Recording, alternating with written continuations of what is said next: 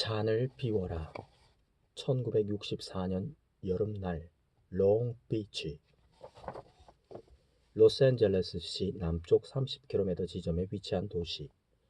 인구는 40만 정도이며 길다란 모래사장이 뻗어 있어 관광 휴양지로 유명하다. 이소룡은 롱비치에서 거행된 국제 가라데 경기에서 게스트로 출연하여 자신의 기량을 선보였다. 그의 시범 광경을 누군가가 16mm 필름에 담았는데 그 필름이 계기가 되어 이소룡은 헐리우드 영화계로 진출하게 되었다. 1964년 여름날 롱비치의 실내 체육관은 후덥지근하고 쾌쾌한 악취를 뿜어냈다. 냉방 상태가 불량한 데다가 국제 가라데 선수권 대회를 장시간 동안 관전한 탓으로 관중들은 피로한 기색이 역력했다. 그때 행사 주최자인 에드 파커 씨가 절권도 시범이 있겠다고 방송했다. 장내는 순간 잠잠해졌고 관중들은 목을 내밀어 경기장을 주시했다. 이소룡은 영화 출연 이전부터 무술가 사이에서 이미 신화적 인물이 되어 있었다. 이소룡은 단촐한 검정색 쿵푸복을 착용한 채 시범 장소인 복싱링에 올랐다. 몇 분간 나직한 목소리로 자신의 무술에 대해서 설명한 후 그는 곧 시범에 들어갔다. 우람한 근육질의 시범자가 순전히 힘의 위력으로 관객을 압도하면서 보여주는 가라데는 항상 볼만하다.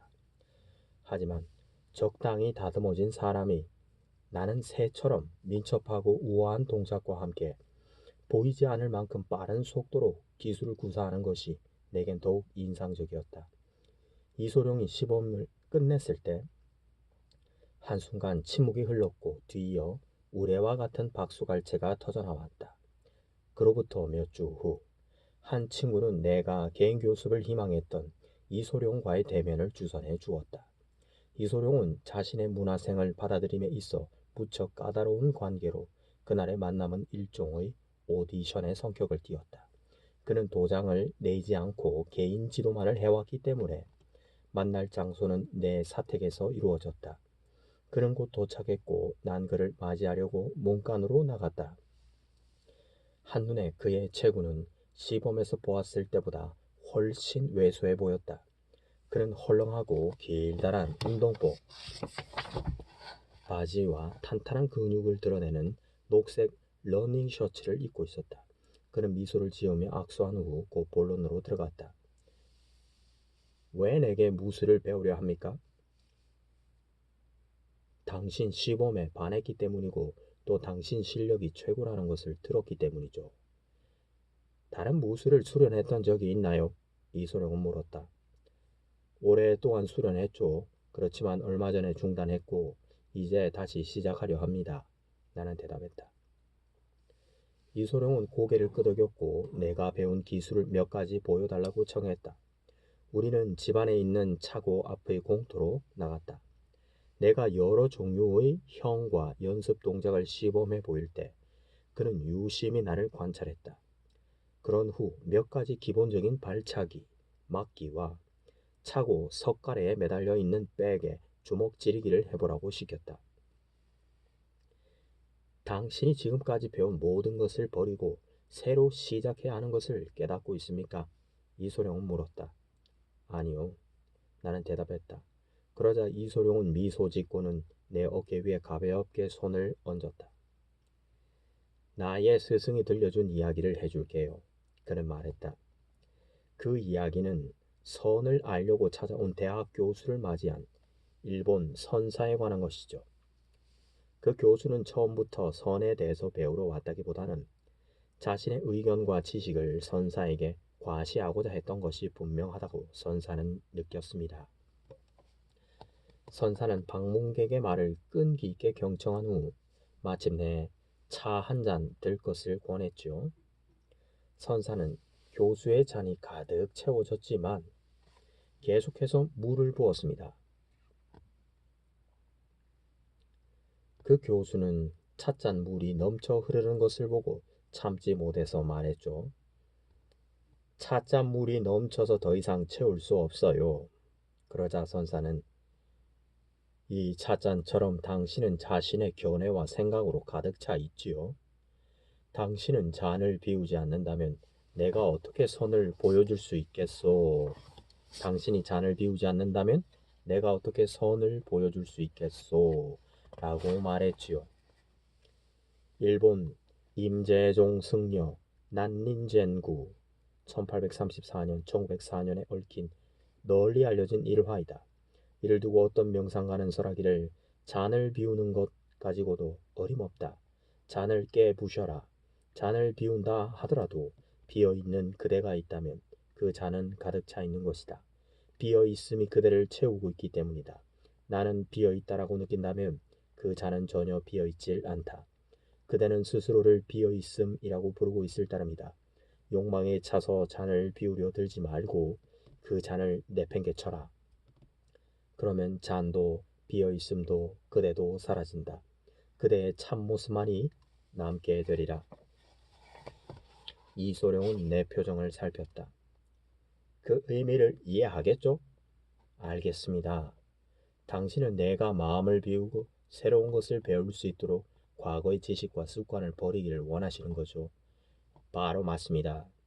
이제야 우리는 첫 교습을 시작할 준비가 된 셈입니다. 이소룡이 말했다. 이것은 이소룡이 자신의 지도에 대해 비판적 태도를 금한다는 의미가 아니다. 사실상 그는 토론이나 심지어 논쟁조차도 환영했다. 그러나 한 가지 문제를 놓고 논쟁이 길어졌을 경우 그의 대답은 언제나 아무튼 당신 잔을 비우고 노력해 보시오 라는 것이었다. 그 후 나는 이소룡이 자신의 가르침을 스스로 실천해 왔음을 알게 되었다. 어린 시절 이소룡은 홍콩에서 명성이 자자한 무술가 연문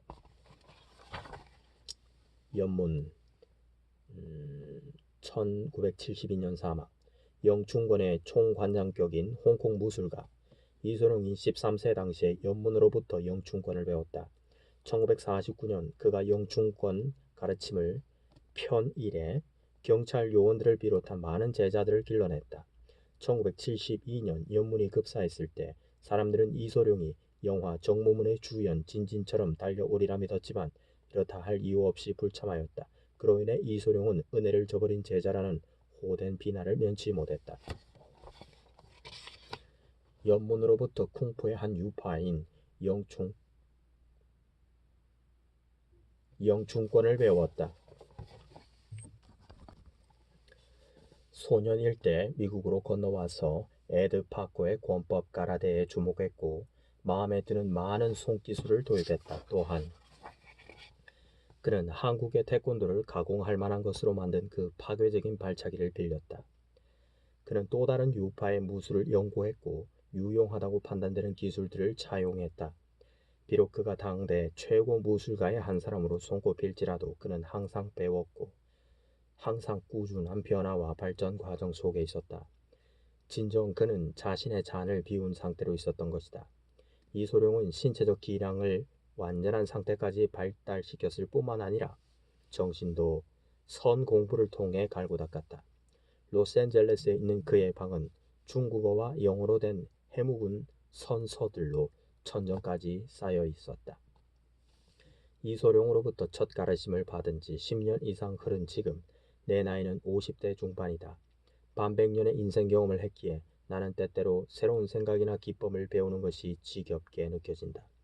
하지만 내가 짜증을 느끼거나 독선적인 자만을 가지고 행동할 때마다 이소룡이 가르쳤던 그 교훈을 상기한다.